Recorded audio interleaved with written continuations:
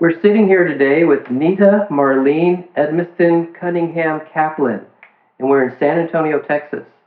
And this is November of 2004, and we're happy to be able to sit down with Nita and have a bit of conversation where we're going to talk about the past years and paint some word pictures for our viewers. Our audience is our viewers on this. Nita, where were you born and when? I was born May 1st, 1933, in Oologah, Oklahoma. How do you spell that? Oologah. Is that a suburb community close to a big city? Well, it's a town north of Claremore, north of Tulsa, and it was originally Indian territory, and Oologah is an Indian name. Mm-hmm. Is that because there were Oologah Indians in the area at some time? Oh, there were many different Indians because that's where, of course, the tribes came when they were making the Trail of Tears. So, what was the Trail of Tears? The Trail of Tears was the Indians who were brought from the southeastern part of the country into Oklahoma, and when they came, then what became Oklahoma, and particularly that northeastern part, was the Cherokee Nation. So they were told they had to move and live? The government moved them. Mm-hmm. Yeah. And interesting little sidelight about it is that the Cherokee Indians were very, very smart. Many of them were very, very well educated, and this was, of course, a terrible thing. It wasn't just the Cherokees that had to move on the Trail of Tears, but many of them ended up in that part of Oklahoma. And so ultimately, they really were noted for their fine educational system that they had, and people who were Indians living in other parts of Texas. I have an uncle, for instance, who was born in Texas, but his mother was Cherokee and his father was a guide for Sam Houston, actually. They ultimately, because of the educational opportunities, moved from Texas to northeastern Oklahoma, where I was born, because they wanted their two children to have this fine education. So, just a little sidelight. So there you were in this small town in Oklahoma. Yes. Were there Indian folk living in your community? Oh, I suppose so. I wasn't really aware of them, but Oologah was, or is also the birthplace of Will Rogers. And it was a cattle ranching community, and it was a very busy place. Oologah, Talala, both Indian names, and that area, that was where my mother's parents and family lived, and then my father lived up the road, and so two Okies joined together, and there I was, yes, both native Oklahomans. What, was your father's family name Edmiston? Edmiston, right. And what was your mother's family's name? Hurd. H-E-R-D? H-U-R-D. H-U-R-D.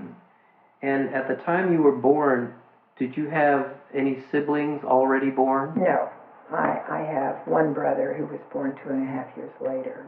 So you were the first. I was the first. And how did income come into the family at that time? My father had a trucking business. And I remember I always hated to see him go off in his truck because I wanted to go with him. He spoiled me terribly because he took me so many places. But I don't really know a lot about that business. I was born in the Depression. Mm-hmm. 1933 was not a real great year for everybody. Mm-hmm. But fortunately, we had a lot of family, and everybody clung together and had very, very strong family ties. I suppose that's what helped lots of people get through that time. But I just only knew love and caring and the joy of being surrounded by relatives. My parents, both of my parents, were the babies of their families. And when they married, so many said, oh, that'll never last because they're both spoiled. They're the babies of their families. But they, by virtue of being the babies, continued to be very adored by the brothers and sisters. And so Mother had there were 6 in Mother's family. There were 8 in my father's family. My mother had 3 brothers and 2 sisters. There were 3 girls and 3 boys. And Mother was much younger than the nearest sibling to her. And so she was a baby at home with Mom and Dad when the others were growing up and leaving home. But my father there were 8 in his family. But my grandfather was kicked in the heart by a horse. He owned a sawmill in Nowata. And my father was 7 months old. And I think my grandmother was maybe 42 or something like that. And he was considerably younger than the rest of the family. But anyway, he never knew his father. And but his mother was just really an incredible tower of strength. Really a neat lady. So the father died because of that kick in the heart? Right. And so your father was still extremely young. 7 months old, Yeah. Really young.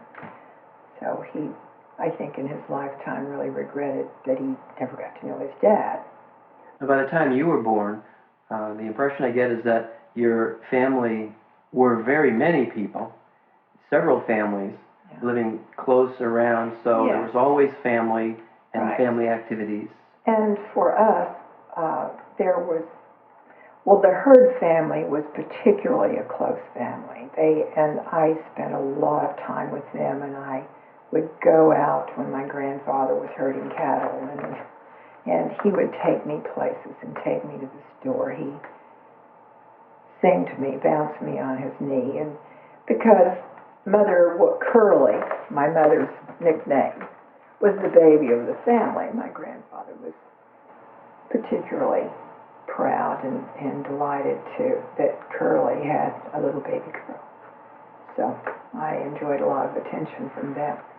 Then my father's family were more dispersed because they were older, and so they were living, and many of them did end up living out of state. But they came back. Very rarely was there a huge family reunion of the Edmiston clan, simply because of the amount of time that it took to travel, but they all came back home at some point. So I knew all of my aunts and uncles on both sides of the family.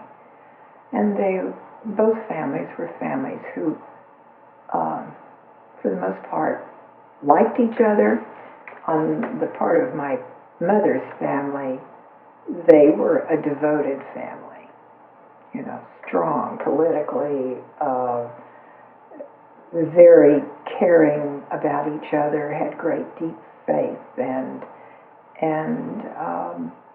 what was the religion of the family? Was there a single religion? Methodist. Methodist. Uh-huh. And did your family attend services? Yes. In fact, the little church that we attended is still there, and I can remember one Sunday when I went alone, because all I had to do was walk around the corner and down one block, and I could go to the church. And for some reason, my parents were not going that particular time with me. And I had this beautiful black and white dog.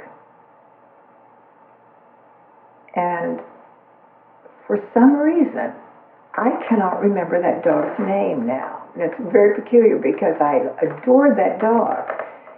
And I'm walking down the center aisle of the church, and people are beginning to sort of, make little noises and everything. And I looked around, and he was walking down the center aisle of the church with me. He was right behind me. But I love that dog. But I guess perhaps I forgot him ultimately because he he went away. I was very small then. He went away. So I think he must have died because my family always, my grandfather, my aunts, my uncles, always had dogs, collie dogs. Yes. My grandfather being a cattleman, collies were very important to him. Did the cattleman activities stop when this was your mother's father? Mm-hmm. Okay. And your father, you said he was in the trucking business. Yes. Did he have more than one truck and employ other drivers? No, this was Depression time. He's driving. Because, farming was a big thing in that part of the country. And he was hauling grain and other things. But, did he have an open flatbed type truck or? It had sides on it. Trucks then, you had the kind of sides that were removed. You didn't have semi-trucks. You didn't have rigs. They were flatbed trucks with removable sides depending on what you were hauling. How did your family get food? Was it at the market or did any of your connected families grow food? Well, everybody, we didn't have gardens, but my grandparents lived on a ranch, and so my grandmother was an incredible cook, and she had people who worked with her in the kitchen, and they churned butter because they had milk cows, and then my grandfather had cattle out in the pastures, and because, again, food was an issue, he raised pigs. There were regular times that they did their slaughtering. And one of the most divine memories that I have of my grandfather, and when I think and I hear it or smell the smell, and it just drives me crazy, is I love to go into a smokehouse, and here would be these big hams hanging, slabs of bacon, and all these wonderful meats. Right there on his property. Yeah, in the smokehouse. And you were growing garden fruits and vegetables and things like that. Because my grandmother fed a lot of people when you have a place like that. When the crops come in or the cattle there are various things that are happening with the livestock. You have a lot of hands that are coming in. And they're fed at the table. Mm-hmm. And, these huge tables of food and meats and vegetables and pastries and everything. So I come from a family of really great cooks. And I suppose you had lots of meals where there was the long table filled with dishes of foods. Oh, yeah. Yes, and everybody sat down around the table. And most of the tables that I remember, for the most part, they were all oval tables. Like my table in there, the round table that lets out to seat so many people, that was, I think, the very popular oak round table that would let out with many leaves. Is an oval table desirable in a functional way or just an artistic way? I can't tell you why, but when you think about it, there are no ends. Everything is rounded and soft, and so you don't have squares that are dividing people, I suppose. Corners where somebody's here at the end, and then they're down the side. This takes everybody right around the table. I think perhaps you could probably seat more people there, because you can do two people on the bend. Mm-hmm. I don't know. But they were very, very popular, I can tell you that. That was a place where everybody had lunch, breakfast, and dinner.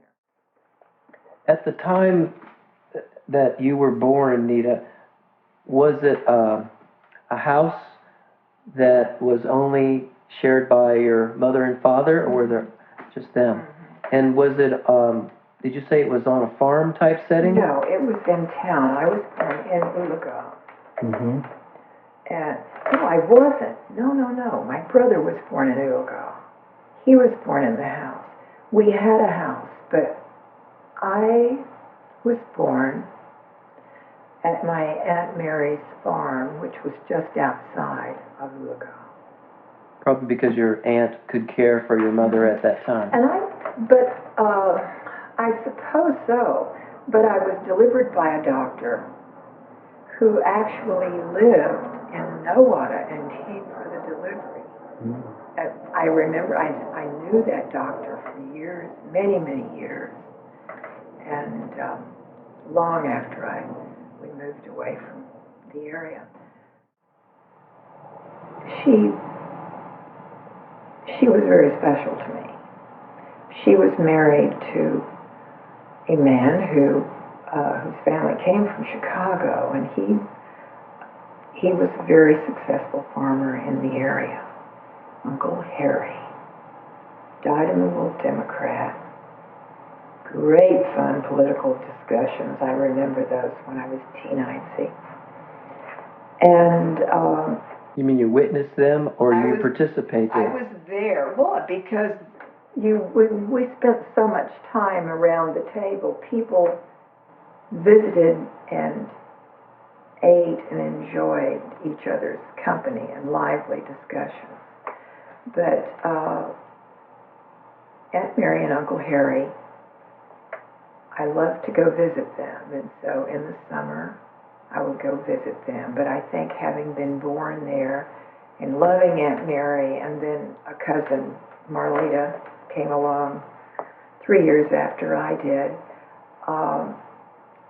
to join an older brother whom my Aunt Mary had one son, Norman, and Marlene. And they've been very important to me in my life because I was always very close to them. But I love to go visit in the summertime and spend time with them. And I had some very interesting experiences there. This is the same home where you were born. And I think part of it, I was born there. I had a real kindred feeling spirit to this place. There was a wonderful creek where Aunt Mary would take us down to swim. And she could float. I never could float. I tried. She tried to teach me. None of us learned to float. She could float all day. But it was really beautiful. What was the water you swam in? A creek. A creek. Yes. Mm-hmm. That was on their farm. Mm-hmm. And we would go down there and swim. And Aunt Mary had wonderful gardens and had the most wonderful blackberries. And when I would go to see her as I got older, she always made pink cake with white icing or white cake with pink icing. Either one was okay.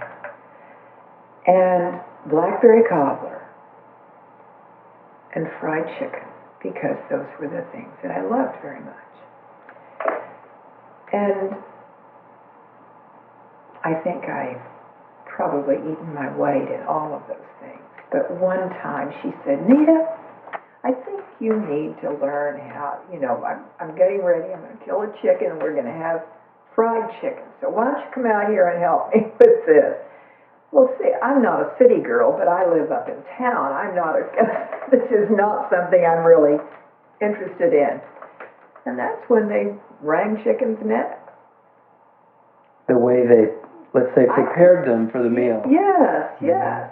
And then, of course, they had to be singed and plucked and all that stuff. That day, I couldn't eat the fried chicken. I mean, it really stopped me for maybe 24 hours. I said, I really don't want any fried chicken today. But I was never expected to help kill the chicken again either. She was very nice about that. Mm. But I want to ask you about the house where you were born. Okay. When you were born, did this house have electricity in it? No. So, no, because electricity was not anywhere in the country at that point. That was in town. We had electricity, I guess. This means you couldn't walk to the wall and turn on the lights. No. You couldn't turn on a radio that was plugged in. Gas-powered washing machines or hand-driven ones, I guess, the Ringer ones. But I remember how excited they were when they received word that the electricity was coming to them. It was wonderful when it happened. It was a strange kind of feeling, but I can remember how glad I was, because when I would spend my time with them, I just loved the daytime, but when the sun started going down at night and the frogs were chirping from the pond and or croaking, and the noises, the night noises of the locusts and the things that come out, and the lightning bugs are flying, and I just would get this very mournful, sad feeling. The day was ending, and I would get lonesome for my parents and feel so badly. And then you'd go inside, and they were turning on the kerosene lamps and had this funny smell and this eerie light. The burning of the kerosene gave a smell. Yeah. And so when the electricity came, it was just absolutely wonderful. It was a whole new world. But I experienced this in many different ways, because at the house where I was born, I visited them a lot, but I was also visiting my father's family, and one of my mother's older brothers, who was a horse rancher. And so I had a lot of occasions to see rural life and experience kerosene lights and party line telephones that would ring, and everybody trying to answer, and then they'd all get on the line, and there'd be several of them talking at the same time to each other. Now, to explain party line a little bit, this is a very foreign concept to our viewers. I think that at the time you were born, a house may have had one telephone usually. Many houses didn't have any phones, but yes, eventually one. One phone, and more than one family in the area would have use and access to one telephone line. That's why they call it a party line. Right. So it could be a 2-party line, 3-party line, but in the country it was more than that. So your neighbor, you could pick up the phone, and your neighbor down the road could be having a conversation with their friend. Oh, absolutely. And of course, the other thing is that the operators were real. They were people. They were girls. You needed an operator to place a call for you. Yes, and that when they started working as operators, they became everybody's best friend. And of course, they became part of a lot of radio programs, conversation, when Fibber McGee would talk to, was it Myrtle, the woman, the operator, he would talk to her when he was trying to make a call. And this was something that we all lived with and didn't think it was strange at all. You're right. I recall there were many radio shows, especially comedies, where part of the plot often visited the operator on the phone. Exactly. Who either listened to people's conversations, or there was a tense situation to connect one person to another. And I thought about that part of the entertainment at that time was either reading, music, ultimately listening to the radio, where people were very, very addicted to Fibber McGee and Molly and the various radio programs that were on. And this was before television. Our viewers don't know this. But once electricity came along, it was great, because you had access to electricity and a radio that ran and put out all this great programming. So everybody gathered around. Families spent a lot of time together. Mm-hmm. I don't feel like I've lived that many years, but a lot of things have happened since I was born.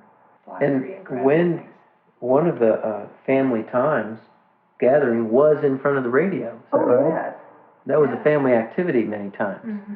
Mm-hmm. And people sat in front of the radio just as a family today might sit in front of the television. And everything was so visual. Mm-hmm. The people who were doing the programs were so talented in being able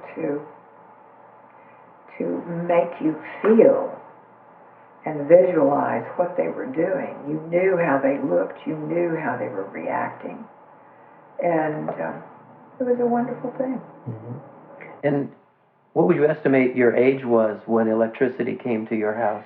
Well, you know, I was trying to think, and I don't know. Born in 33, I cannot remember what year. Mm-hmm.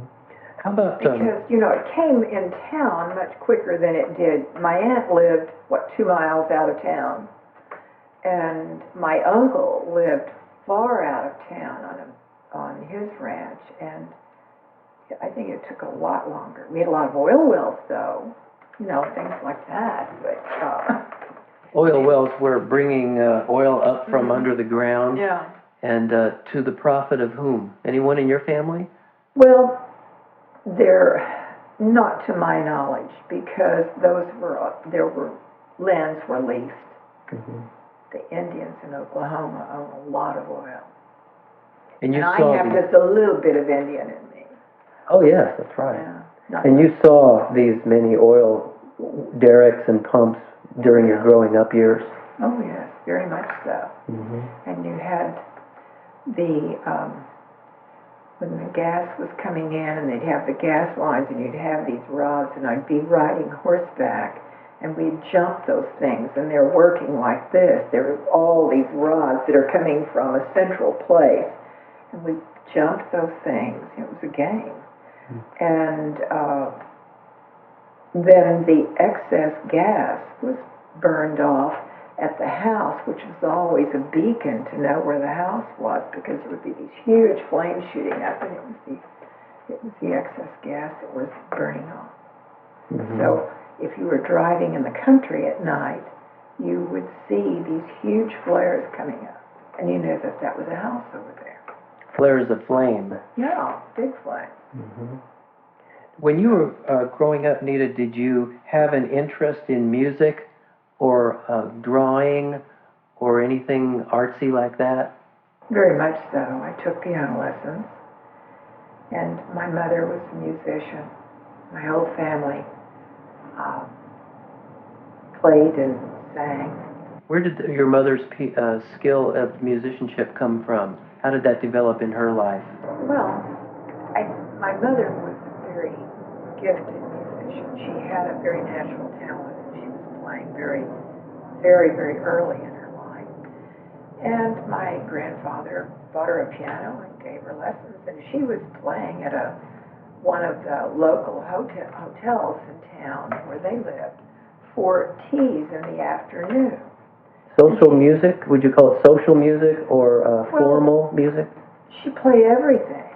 If my mother heard it, she could play it. She had a great ear for music. Mm-hmm.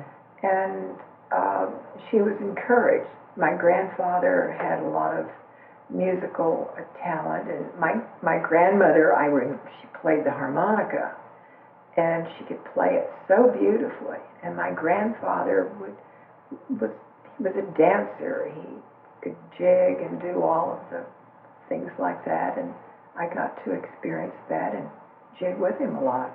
But those were fun things that we did together, but the music spilled over into the family in many, many ways.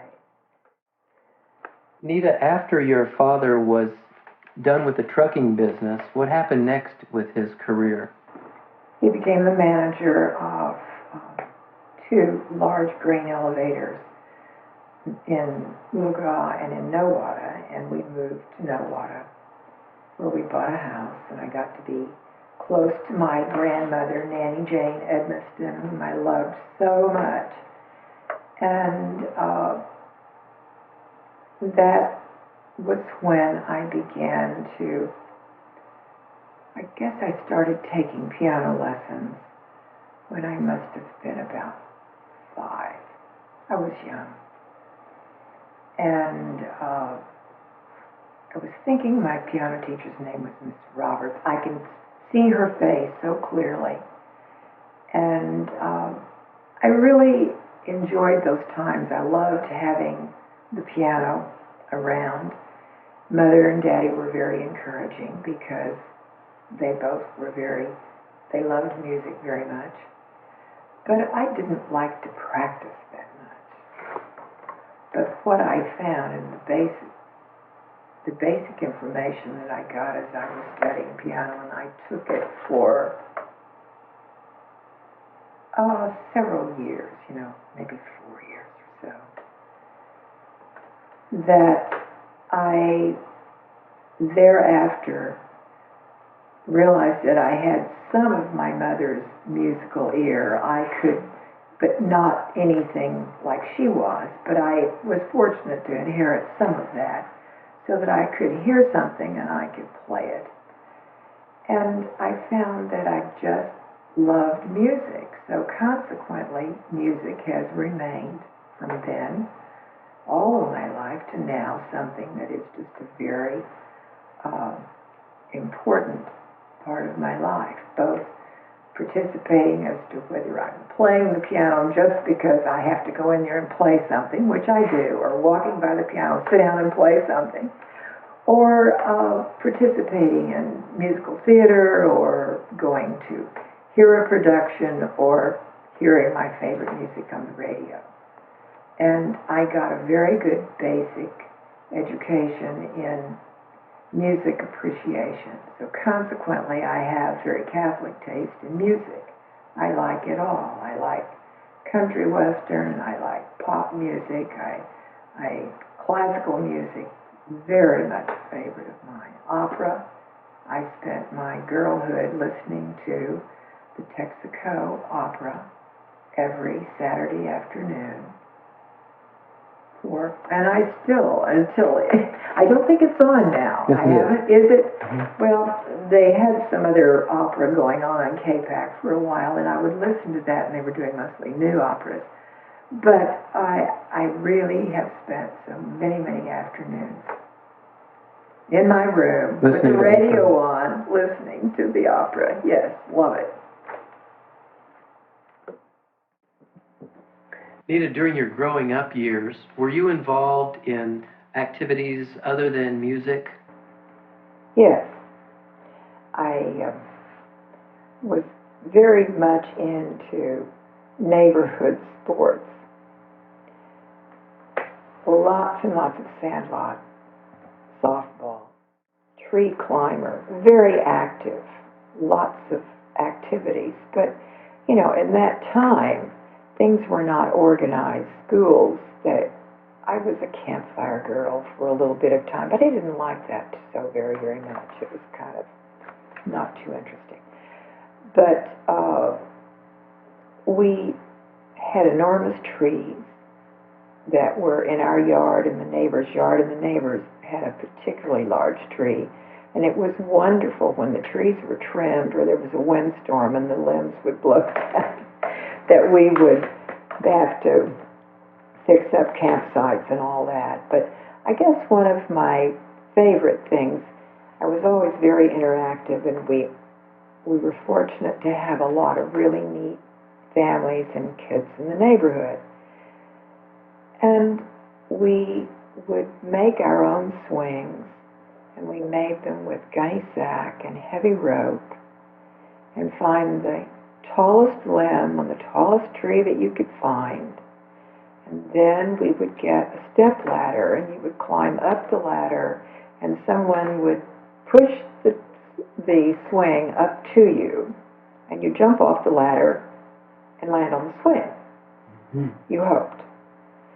And I managed to do that many, many times. However, I did take a nasty fall on my bum one time, and I really, for a number of years, had a very sore tailbone. But it was fun. But we did Kool-Aid stands. You sold Kool-Aid to passersby? Yes, of course. We were very, very entrepreneurial in things that we did, and I was always the boss because I had my brother, and I was always the manager of everything. Mm-hmm. It was an advantage I had. But did you do this with children at the church also?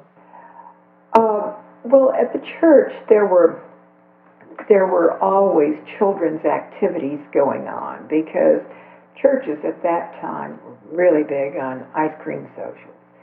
But the other activities there continued to be a lot of activities with family. That meant families getting together for picnics, family getting together for ice cream. So I remember a very peaceful, very tranquil life, but one that was also very busy. It just wasn't rushed like it is now. But these things changed when war was declared. And that was something that I remember so very, very keenly, that I was terrified that my father would have to go to war. And when I heard that speech on the 8th of December... 1941? Right. It was very, very scary for me. And our lives changed considerably then, and that sort of takes me to another area that you might want to talk about. Go ahead. Well, when the war was declared, my father, at that time, I can't tell you exactly how old he was, but he was on the cusp of being almost too old to be called up, beyond the age limit to be called up in the service. However, they were calling everybody up, and so as he was on that cusp, they actually did take him and draft him, and that was just momentous in our lives because it was my mother and my brother and myself, and worried that Daddy was going to be going, and we had already dealt with some cousins being over and being in the service, and I can remember the baking applesauce cupcakes and fixing boxes to send to them. And then at what time, and I can't remember how far after the war started that my father was, but we did end up selling our house when he was called in, and he was ready to go, and like the day or two before, they did another test, and they said, no, your vision. My father had had smallpox as a child and was practically blind in one eye, and his vision was not adequate. So what they did is they drafted him into defense work because he was very skilled. He had started very early in his life. He was a very skilled carpenter. And in his early life, as a young man, he and his brother had done a lot of construction. But it wasn't what he just continued with the construction in his workshop at home, stuff like that. He didn't have that as a career. But because of his skills in that, he, as well as my uncle, were both called up and drafted to go. We ended up living many different places during the war. And that the first one took us to Great Bend, Kansas, which was the dropping off place in the world. It seemed to me it was very, very hot. And we actually lived in government housing there. That was what they furnished. And they were, I guess, the equivalent was a double wide today. I mean, they were all set on bases, but that's what it was there. And then we were moved to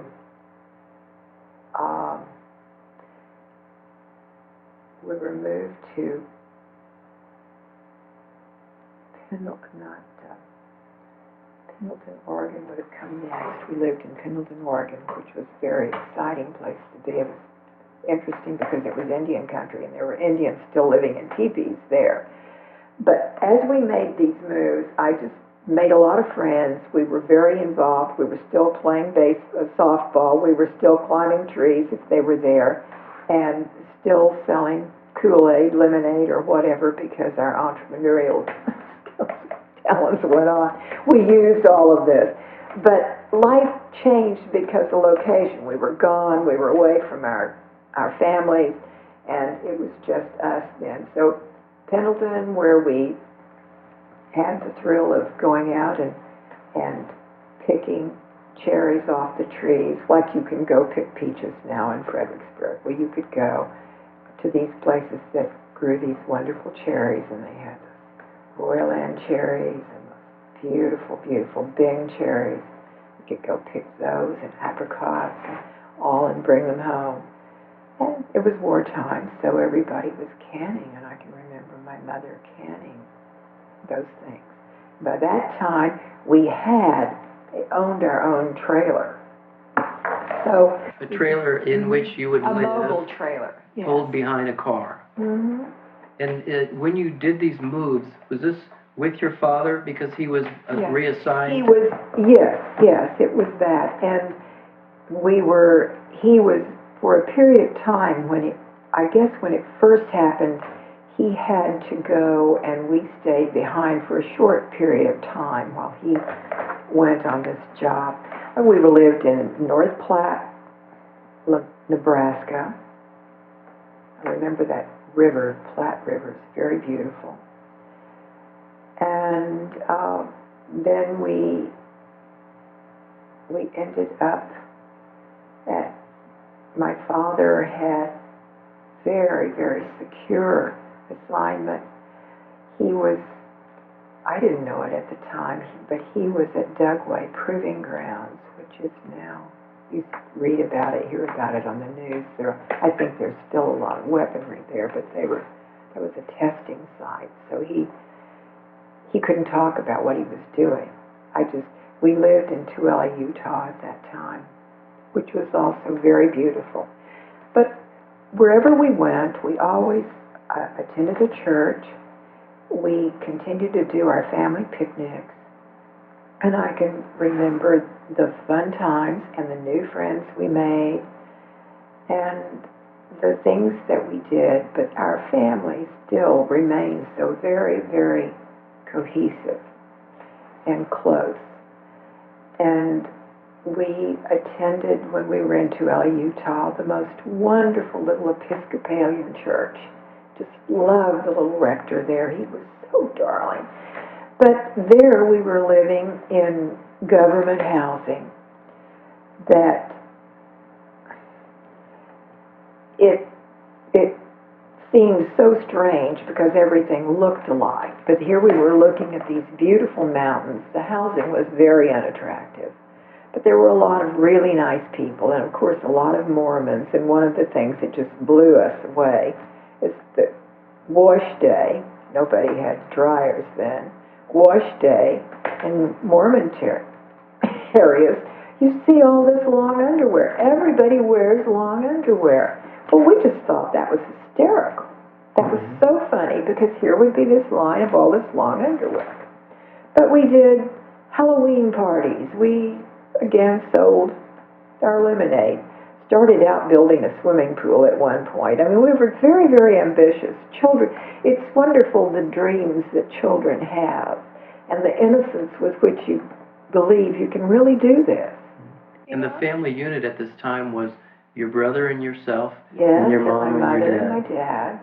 And when we were in Utah, we got a darling little dog who was a sheep herding dog. And so we had fun with him. And then ultimately, when we came back to Oklahoma, my grandfather so fell in love with him that we let him have him, and that dog was the most spoiled, happy dog. You know, he had lived a good life. He'd been in Utah and had the good fortune to come to Oklahoma and end up on my granddad's place herding cattle.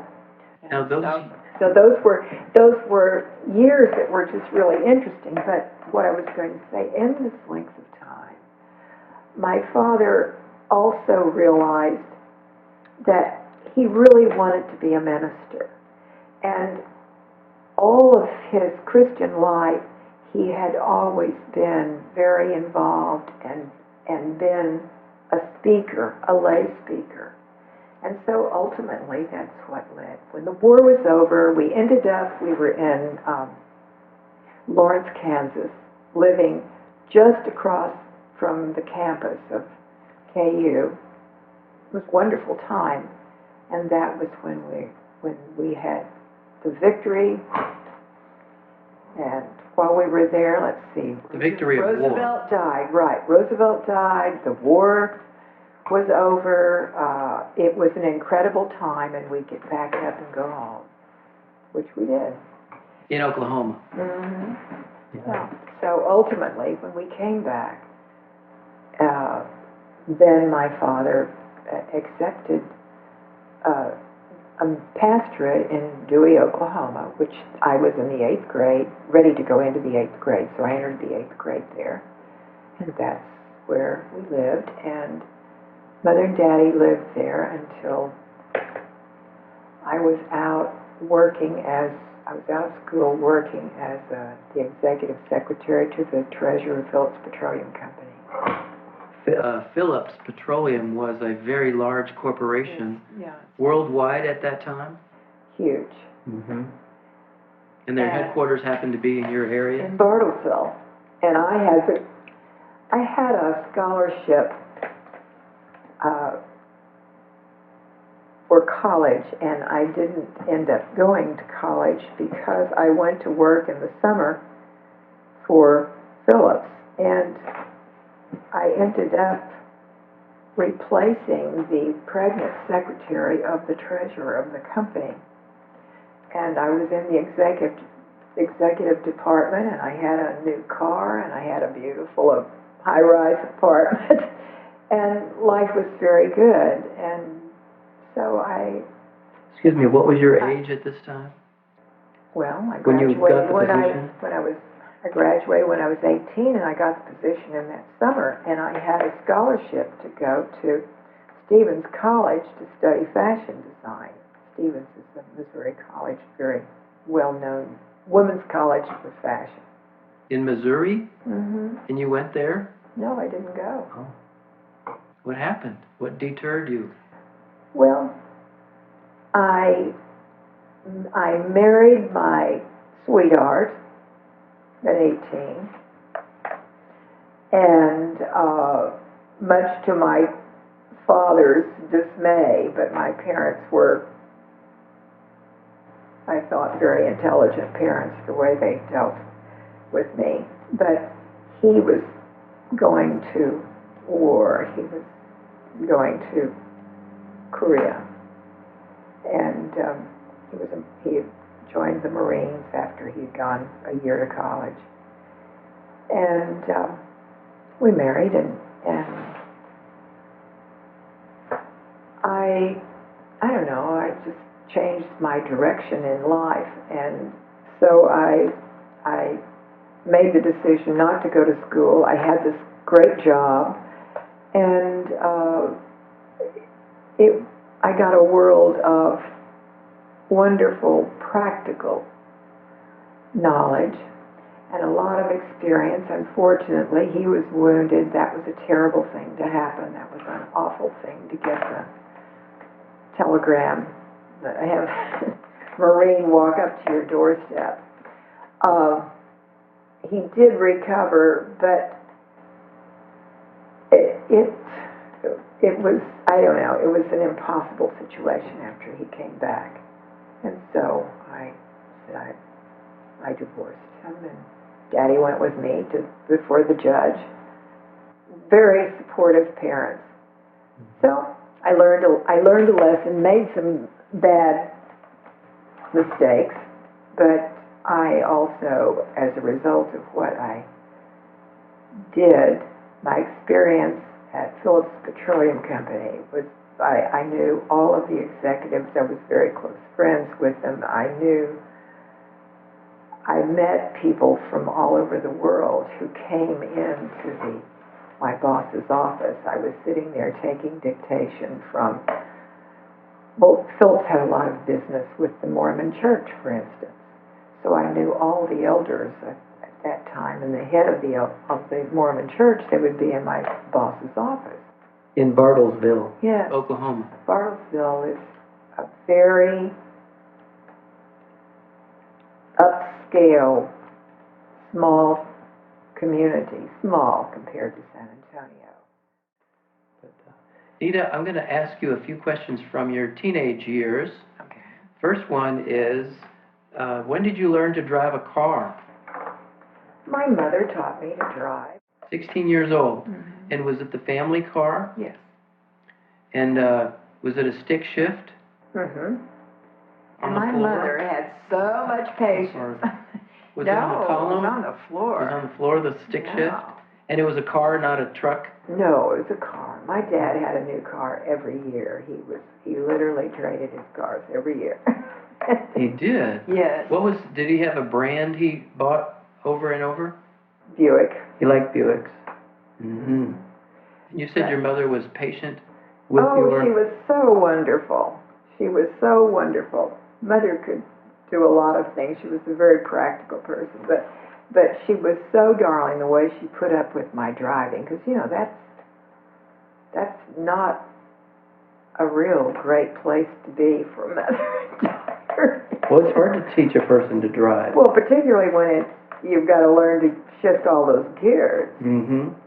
Did you want to at some time do something outrageous, like take the car out of town with your friends or something like that? No. I had fabulous high school years. I was very involved in school, and I was always a leader in my class, and I was president of organizations, and I was a member of all the organizations, and I don't know how I had time to do everything I did. And I was, but I was a good girl. I didn't, and I say that it wasn't even in my mind to think of doing that. I had rules, and I was allowed to have the car. And all of us, all of my friends and myself, we took turns using the family cars. That's just the way it worked then. But living in a smaller community, I was able to walk to school. It was great fun because everybody else was walking to school. And we went home for lunch. You didn't go out for lunch. I had loads and loads of friends, and we enjoyed each other, but we didn't get together to do bad things. You know, it was a terrible thing if you heard that somebody was out drinking. That was just absolutely the worst thing. But there was a confectionery, and we hung out. You were there every day after school. I was a soda jerk, and I worked 2 nights a week and on Saturday. So I worked from 6 to 10, 2 nights a week. I was an honor student, DAR. Let me explain, or have you explain, what is a soda jerk? A soda jerk. Well, have you ever seen or have you visited an old-fashioned soda fountain that used to be in the Rexall drugstore? Well, I have, but our viewers probably didn't. Well, the soda fountain, I'd love to have one in my home, was so great because you made milkshakes and you made sodas from scratch. Sundays. You made Coke from scratch. I mean, that's using the Coke syrup and putting the ice in and the soda. It was so wonderful. And it was a great hub of the community because everybody came into the store. So you got to see all of your friends. And in that drugstore, which was a Rexall drugstore, they had little ice cream tables so you could sit and have your ice cream and your milkshake sundaes, banana splits or whatever. And there was always a radio playing with the current football game going on or something like that. But it was a real hub of activity, and I enjoyed it. And I did interesting things with the extra money that I had, which was a pittance then. It was not, what is the minimum wage now? That's $6 or $7. Is there any thing now that you've been doing this for a few minutes that comes to mind, a story that you think the family may not have heard but would be fun to tell them about? No, not really. As I've been talking, I think of little snippets of things that that I haven't thought about in a long time. And when you start thinking of your life in terms of 70 years ago, when I was saying I couldn't remember my piano teacher's name, I guess I just haven't thought about her in a long time. Nita, in your high school years, you mentioned you were involved in several kinds of activities, not just learning to drive. Well, that was certainly the most important. Oh, yes. Everything. Learning to forever. drive, listen. What else did you do in activities? Well, played tennis, attended a lot of sports events. You know, living in Oklahoma, that's a mecca for football. And so with my school activities, being on the student council and always an officer in my class, and being an honor student kept me busy, and then being a member of several organizations that kept me busy. And those things gave me an opportunity to,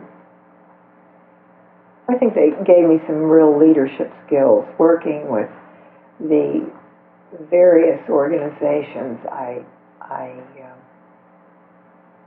found that I really enjoyed being in an executive capacity.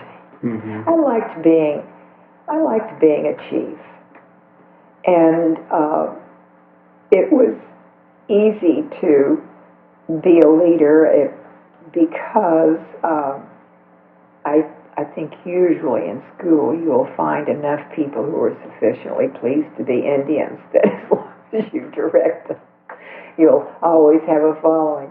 But it was fun. I enjoyed it. I enjoyed my friends, and I had friends who were not just in my class. Being in a smaller school, you know everyone. But the cheerleading was fun during basketball. I was homecoming queen. I was so upset when my mother, after 20 years, got rid of my football helmet that she just had hauled it around for 20 years. Oh, how could you possibly have done that? So you were homecoming queen? Homecoming queen for football, homecoming queen for basketball. Always, you just get involved in these things. And these are things where the football team, the boys on the football team choose you.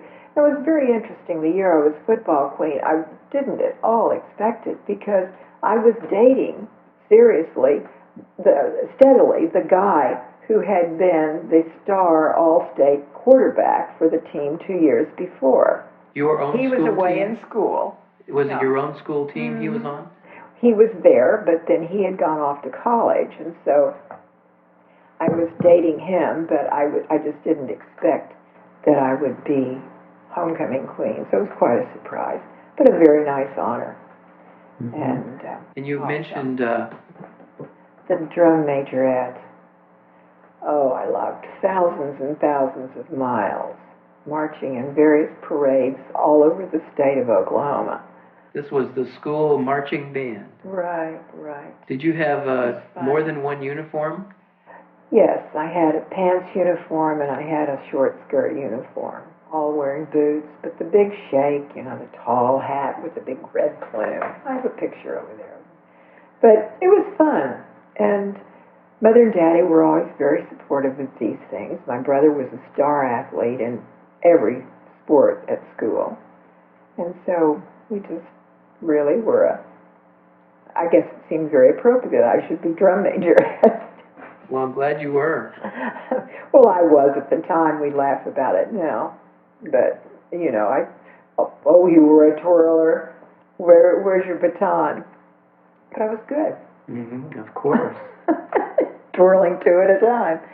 But, when you're a teenager, the things that are very important are very important. Yes, right then and there. The twirling, the boys, the fun, mm-hmm. and the parties and all. So, anyway, well, to jump forward to the present, whenever the present is, where our viewer is watching this, I want to thank you, Nita, for sitting down and having this conversation, because we've covered a lot of memories and adventures from the younger years, which your family is the least likely to hear about, and we've enjoyed hearing them very much, and I know that they are appreciating watching this video right now.